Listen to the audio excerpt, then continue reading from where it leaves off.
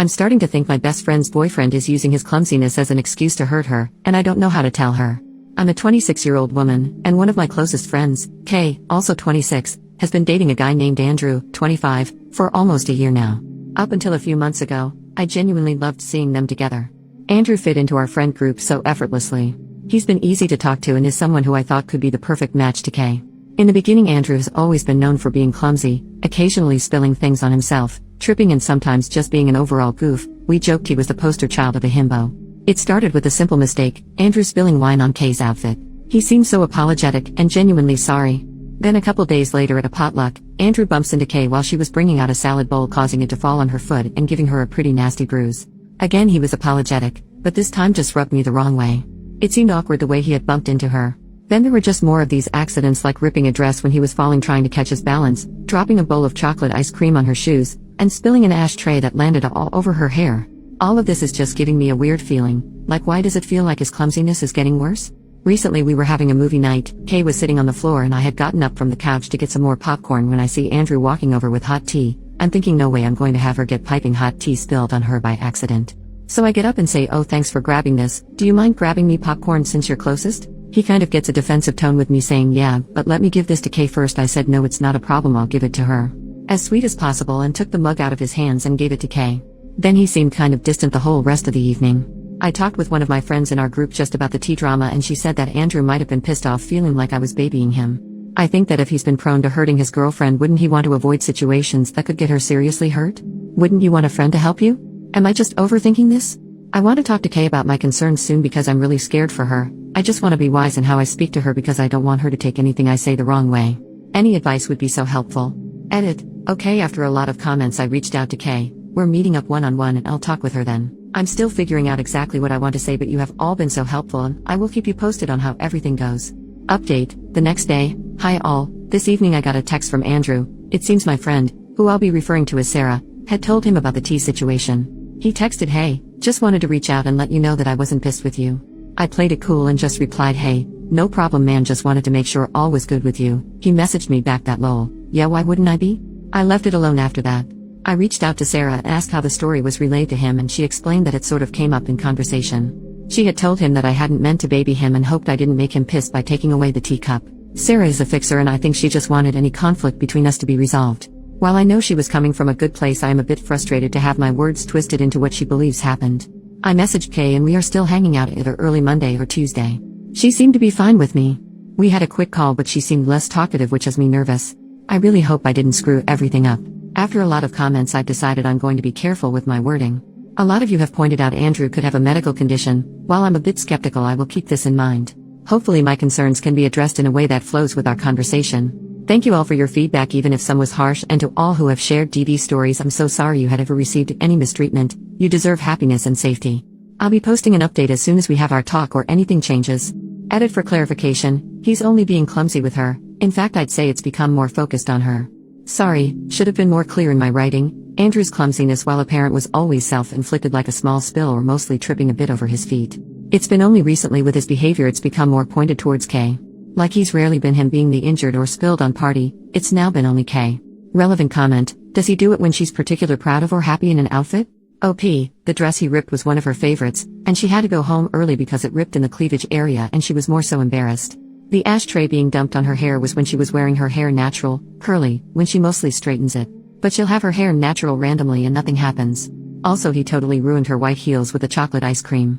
OP realizes something a few comments later. That's something I've been thinking about, and writing it all down I just realized, all the accidents have to do with her looks. Spilling on her outfits, bumping into her when she's wearing a dress, chocolate ice cream on her shoes, those were white heels. I know that's just speculation. Someone else said it could be a Munchausen by proxy situation.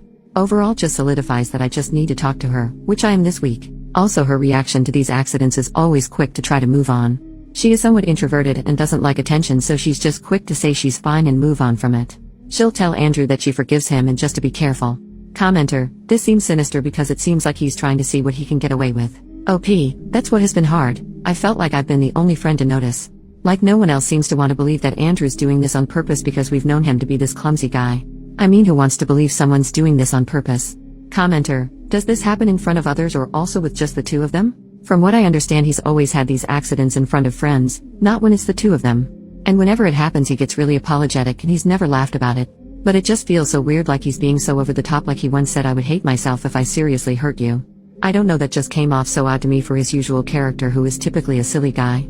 Update, 3 days later. Hi all, sorry for the delay, a lot has gone on. So I talked to Kay this morning. I started off the conversation normal, when Kay says, "Hey, why were you concerned about Andrew bringing me tea?" I just say I had noticed he'd been more clumsy lately and I wanted to avoid either of you of getting hurt. She was quiet for a bit, then asks me, "Do you think it's odd how he's been acting?" Considering all your advice, I respond with, "I care about you and want you to be safe. I don't want to hurt you or Andrew, but I feel like most of the accidents have come at your expense. I don't want it to get to a point where you have a worse injury." This is when Kay burst out crying like I have never seen.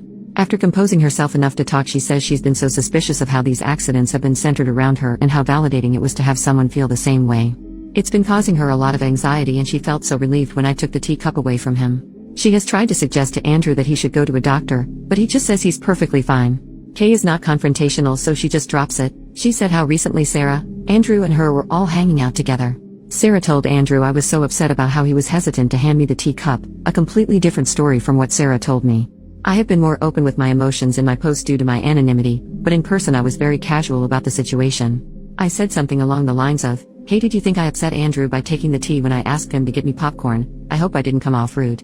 Then Kay told me something really disturbing, how during this conversation Andrew and Sarah started joking about Kay being a battered wife. How ridiculous the idea would be if Andrew was really abusing her, and some really dark jokes. This had Kay feeling like she was crazy to think that these accidents might be on purpose. Also, they had said some things about me that made her so upset she couldn't even tell me. Kay said she's felt trapped, living with him and how he's intertwined in our group. She felt like she needed to wait to have proof he was faking it to make it worth a bunch of drama. I feel horrible that she's felt so alone in this. I was pretty blunt and just asked, "Do you still love him?" She responded, "I don't. I think I don't even like him anymore." So we talked about the best way for Kay to leave Andrew, being as safe as possible. Kay called in sick to work and we went over to her house and talked with our friend Leah, her roommate. Andrew was out at work, so we quickly moved all their things into Leah's room. She has a key to her door. Anything that was super sentimental to either of them we packed in my car.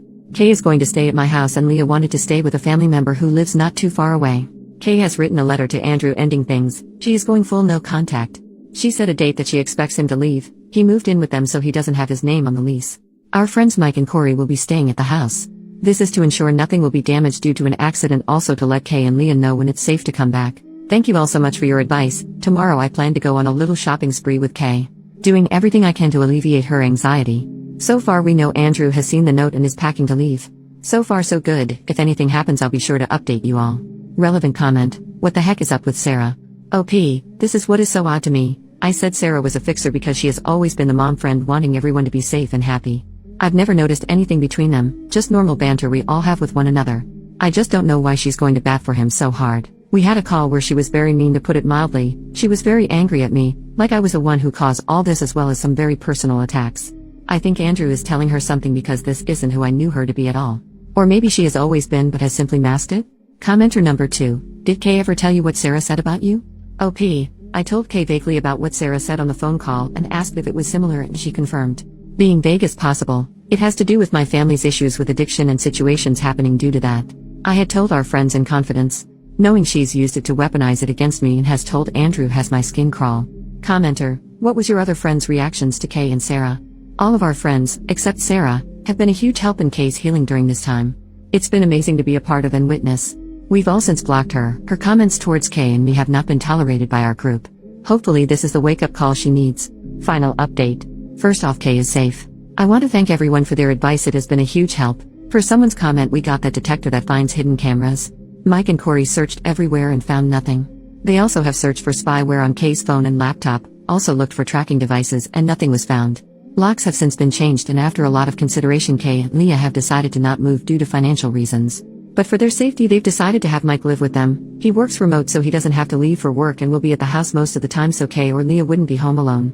Corey got a Ring camera for Kay. Also, our friend group have code words and safety questions with Kay, which I really recommend anyone leaving a DV situation to do. So last week Sarah had dropped by one of our friends' house to leave a letter for Kay in her mailbox.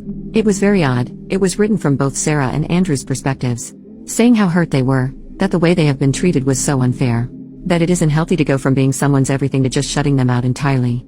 They said how they were happier without outside influences and hoped Kay could find the freedom they had found together. They stated a lot of gross comments about personal struggles of myself and others in the friend group to paint us as crazy people. They ended it with how they just wanted to move on, that this was their goodbye and that they would welcome her back if she ever wanted to reach out to them but would respect her wishes to go no contact. We all don't know if this is their way of saying they're together or what. It's incredibly odd. Some of our friends think it's an invitation to an open relationship. Either way, we haven't heard from them since.